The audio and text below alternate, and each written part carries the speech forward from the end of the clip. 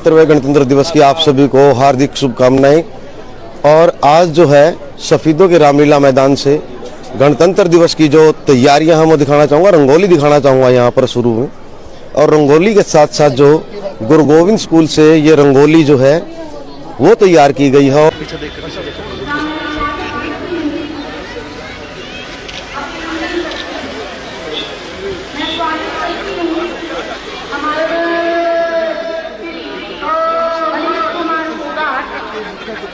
उपमंडल अधिकारी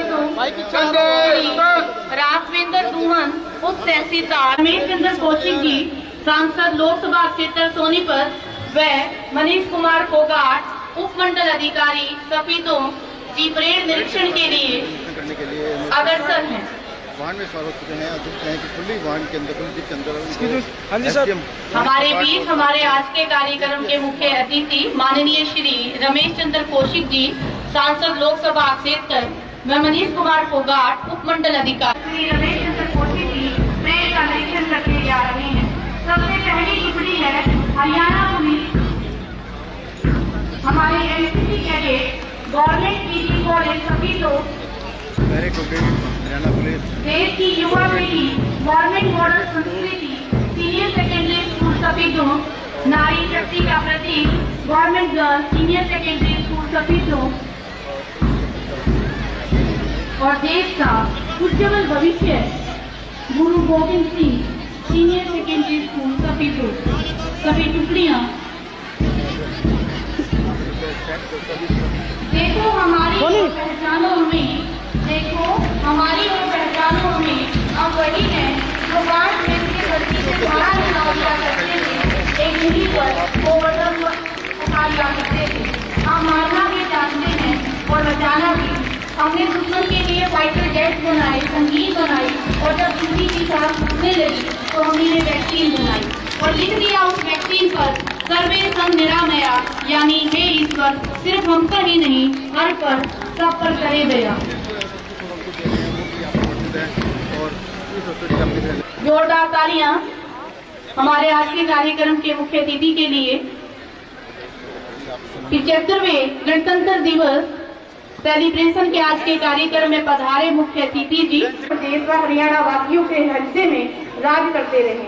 हम सभी विनम्र प्रार्थना करते हैं हमारे मान व सम्मान के योग्य हमारे आज के कार्यक्रम मुख्य अतिथि श्री रमेश चंद्र कौशिक जी से कि वे आए तथा हम सभी का अपने शब्दों की अभिव्यक्ति से, अपने अनुभव से मार्गदर्शन करें। जोरदार तालियां। दर्शकों से मेरा अनुरोध है कि वो जो स्वतंत्रता सेनानी और उनके प्रियजन, सम्मानित बुजुर्गों, माताओं, बहनों, नौजवान साथियों, जिला प्रशासन के अधिकारीगण, पत्रकार, छायाकार बंधुओं और प्यारे बच्चों, गणतंत्र दिवस के पावन पर्व पर मैं आप सभी को हार्दिक बधाई और शुभकामनाएं देता हूँ।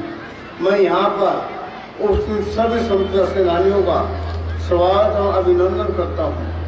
आज मैं स्वतंत्रता संग्राम के अमर सेनानियों को नमन करता हूँ, जिनके अमर बलिदानों से हम गणतंत्र दिवस मनाने का ये गौरवशाली अवसर प्राप्त हुआ।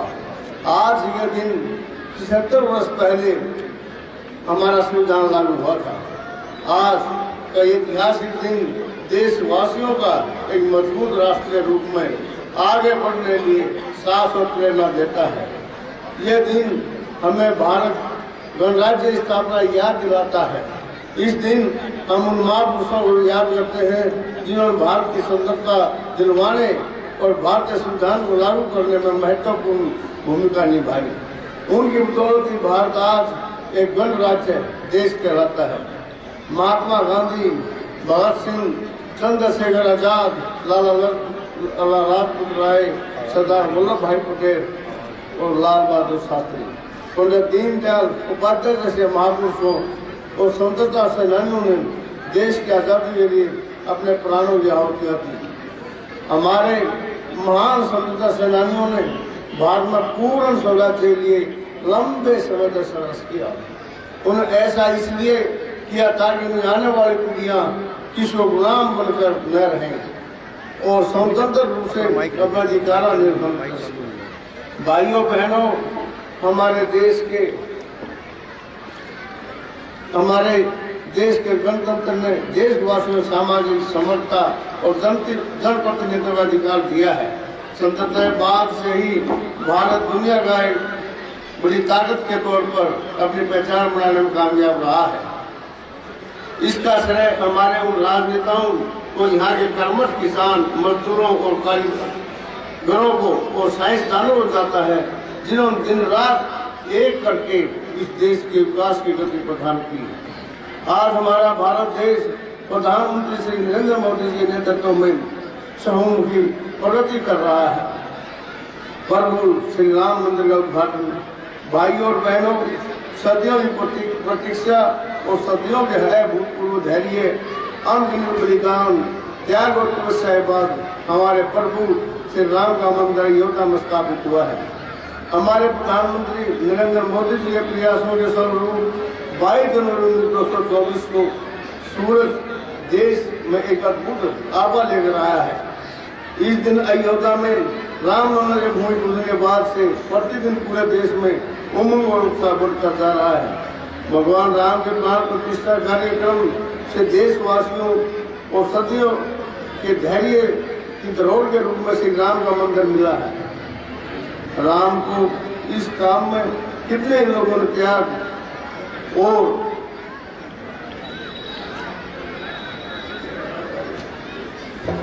तपस्या प्रकाष्ठा दिखाई है।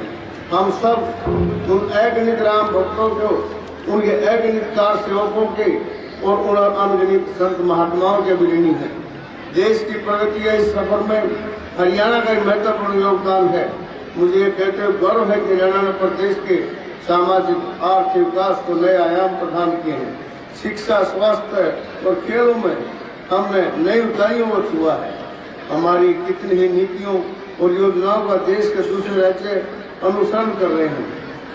आज भी हरियाणा के नौजवान सेना में भर्ती होना अपनी शान समझते हैं। यही कारण है कि आज भारतीय सेना का हर 10वां जवान हरियाणा प्रदेश से है। हम अपने शहीदों के बलिदानों का कर्ज तो नहीं चुका सकते, लेकिन उनके परिजनों की देखभाल करके उनके प्रति सम्मान अवश्य जता सकते हैं। इस दिशा में हमने सैनिक व अर्धसैनिक कल्याण विभाग का गठन किया है। मैं देश की सीमाओं की सुरक्षा करने वाले वीर सैनिकों के प्रति कर्तव्य व्यक्त करता हूँ। आपको बताना चाहूँगा कि हमारी सरकार ने युद्ध के दौरान शहीद हुए हरियाणा के सैनिकों और अर्धसैनिकों जवानों की अनुग्रह राशि 20 लाख रुपए से बढ़ाकर 50 लाख रुपए करती है। इसी प्रकार आईडी ब्लास्ट में शहीद होने पर भी अनुग्रह राशि 20 लाख रुपए से बढ़ाकर 50 लाख रुपए की गई है। अब तक शहीदों के 367 आश्रित को अनुकंपा के आधार पर नौकरी भी प्रदान की गई है।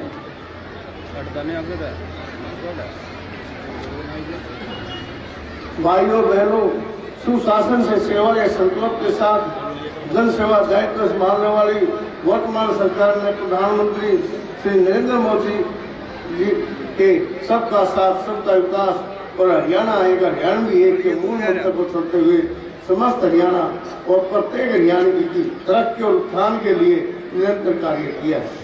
वर्ष 2024 को संकल्प परिणाम वर्ष के रूप में मनाया जा रहा है।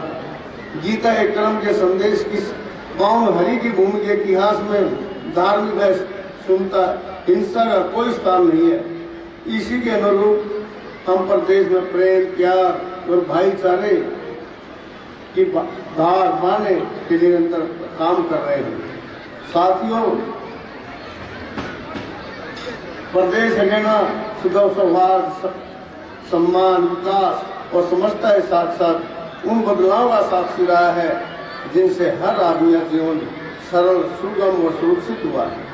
हमने जन सेवा और जनता के बीच दीवार बन चुकी व्यवस्था को हमारी सरकार ने न केवल बदलने का काम किया है, बल्कि ऐसी व्यवस्था देने का प्रयास किया है जिससे जन धन योजना और सेवाओं का लाभ सरल तरीके से प्राप्त हो सके।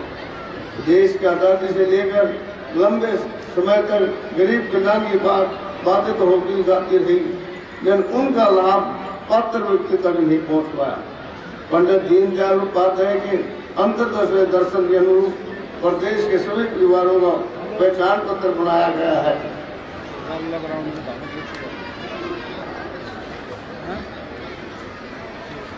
और पात्र परिवारों को घर बैठे ही सरकारी योजना लाभ देना सुनिश्चित किया गया है।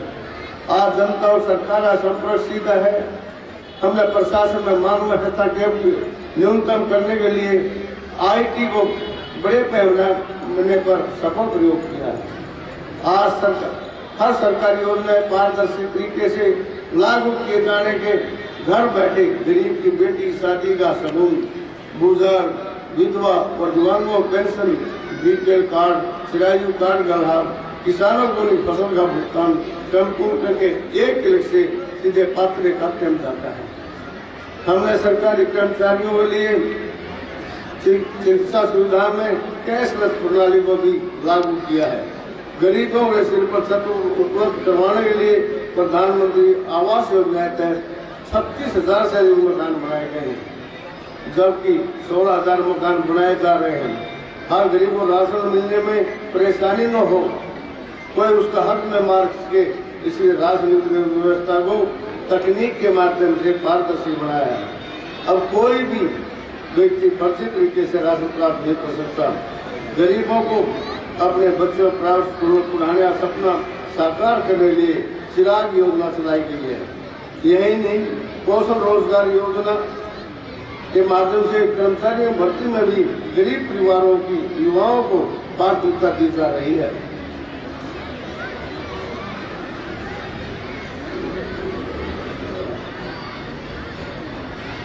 हमारी व्यवस्था मूल आधार है। हम हरियाणा युवा विकास योजना देने के लिए ईज ऑफ डूइंग बिजनेस को एक इकोसिस्टम तैयार किया है। हमने प्रमाण पत्र, लाइसेंस और अनुमति देने में अड़चन पैदा करने वाले अनेक नियमों और प्रयोजनाओं का खत्म कर दिया है। आज हरियाणा में निवेशकों का सेवाएं ऑनलाइन प्रदान की जा रही हैं और उन्हें सभी स्वीकृतियां निर्धारित अवधि में देना सुनिश्चित किया गया है। आज हरियाणा देश विदेश से निवेशों की पहली पसंद बन गया है। भाइयों बहनों, हमने युवाओं की योग्यता सम्मान किया है। आपको पता है कि 1,10,000 से अधिक युवाओं को योग्यता के आधार पर सरकारी नौकरियां दी गई है। आउटसोर्सिंग सेवाओं में भी युवाओं को ठेकेदारी के शोषण से बचने के लिए हरियाणा कौशल रोजगार निगम बनाया है। आज खेल देश में जगत में हरियाणा का बड़ा नाम है। हमारे वह बड़ी उपलब्धियां प्राप्त कर देश प्रदेश का नाम रोशन कर रहे हैं। मेडल जीतने वाले खिलाड़ियों नगद पुरस्कार देने के साथ साथ सरकारी नौकरी दी जा रही है। अवार्ड पाने वाले खिलाड़ियों को मानसिक मान भी दिया जा रहा है।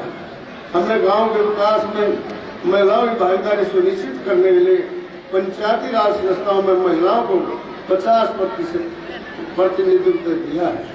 स्वामित्व योजना के तहत प्रदेश को लाभ और मुक्त बनाना और महिलाओं के लिए आजीविका अवसर बढ़ाने के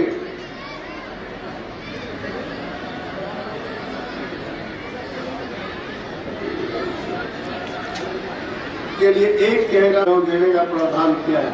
अटल किसान कैंटीन और वीटो बिक्री केंद्रों का संचालन भी महिलाओं को सौंपा गया है। बहन बेटियों को उच्चतर शिक्षा की सुविधा प्रदान करने के लिए सरकार ने 20 किलोमीटर के दायरे में एक कॉलेज स्थापित किया है। प्रदेश में 76 नए कॉलेज बिना मांग के खोले गए हैं। इनमें आधे से अधिक लड़कियों के हैं।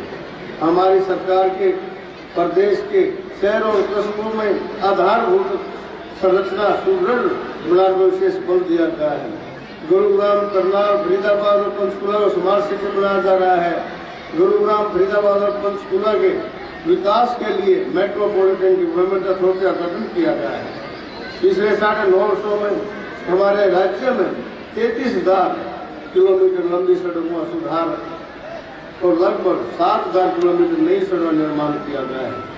आज प्रदेश का हर जिला नेशनल हाईवे से जुड़ गया है। इतना ही नहीं, 72 किलोमीटर लंबा ईस्टर्न डेडिकेटेड फ्रंट कॉरिडोर भी 506 किलोमीटर लंबा वेस्टर्न कॉरिडोर हरियाणा से होकर गुजरेगा, जिसको हरियाणा को बहुत बड़ा लाभ मिलने वाला है।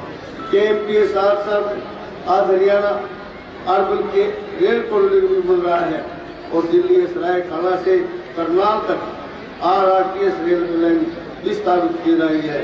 इन सब योजनाओं में पूरा होने से प्रदेश जनता को बहुत प्रभावित होगा।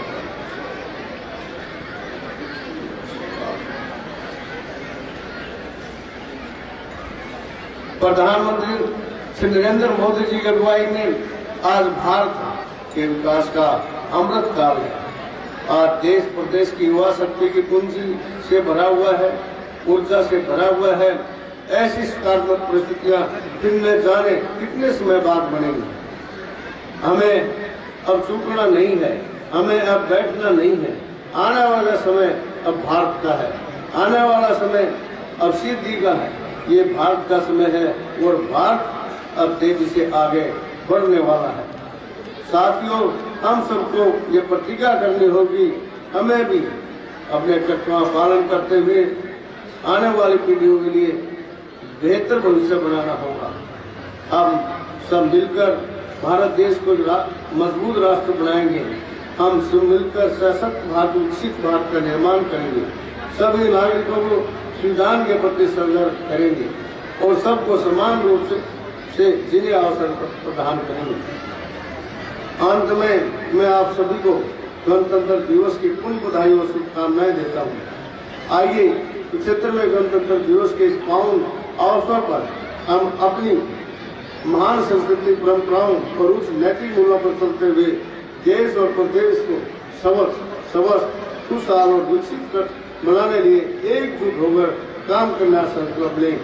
जय हिंद, जय हरियाणा।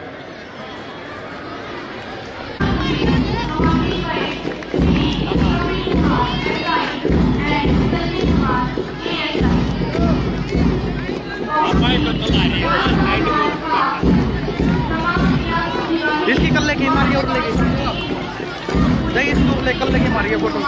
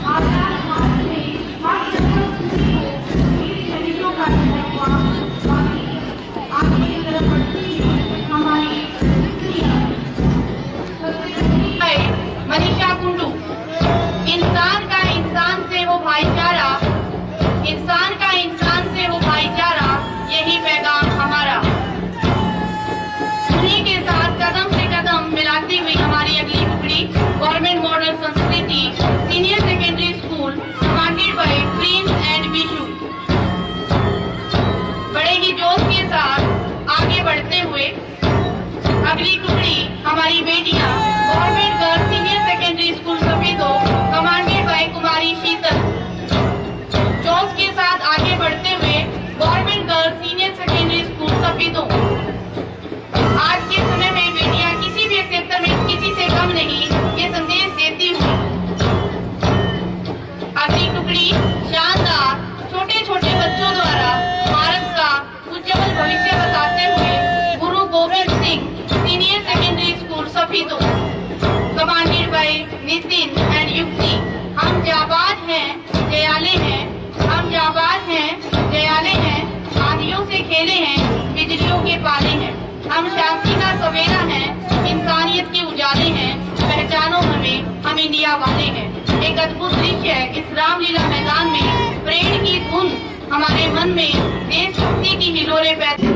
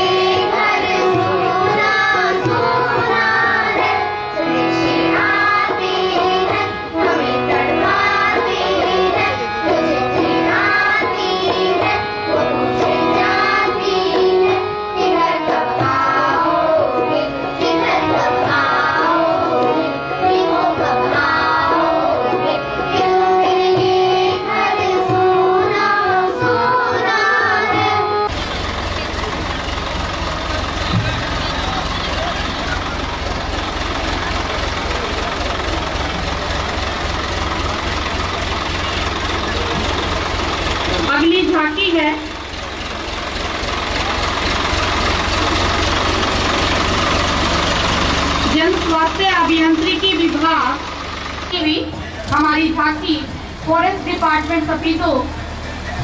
दर्शक से अनुरोध है कि तालियों की करतब ध्वनि से इस आज के शुभ दिन को गुंजायमान कर दें। कोविड के समय ऑक्सीजन प्रदान करने वाले हमारे वृक्ष के महत्व को बताती हुई हमारी टीम फॉरेस्ट डिपार्टमेंट। इसके बाद नेशनल एंथम, झांकियां जब हो जाएं तो उसके बाद नेशनल एंथम के लिए जो टीम है वो तैयार रहे।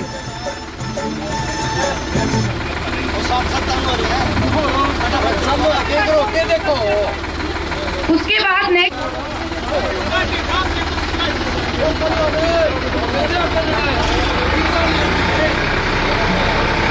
नागरिक अस्पताल सफीदो स्वास्थ्य विभाग सफीदो द्वारा आयुष्मान भारत व चिरायु योजना संबंधित झांकी निकाली जा रही है। माननीय प्रधानमंत्री जी द्वारा सभी मध्यम वर्ग के परिवारों को मुफ्त चिकित्सा सुविधा प्रदान करने हेतु आयुष्मान भारत योजना का प्रारंभ दिनांक 15 अगस्त 2018 को किया गया। अगली झांकी है शिक्षा विभाग उपमंडल सफीदो।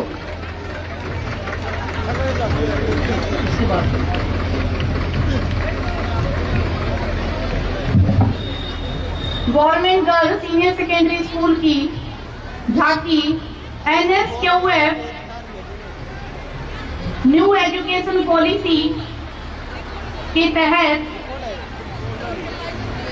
और साइंस और टेक्नोलॉजी में बढ़ता हुआ भारत दिखाती हुई हमारी झांकी BO ऑफिस सफीदो और B ऑफिस पिल्लूखेड़ा NSQF और साइंस एंड टेक्नोलॉजी में बढ़ता हुआ हमारा भारत। जोरदार तालियां इन शानदार टुकड़ियों के लिए। जो झांकियां हमारे बीच प्रस्तुत हुई इनके लिए जोरदार तालियां। इसके बाद अब समय हो चला है हमारे आज के कार्यक्रम के मुख्य अतिथि माननीय श्री रमेश चंद्र को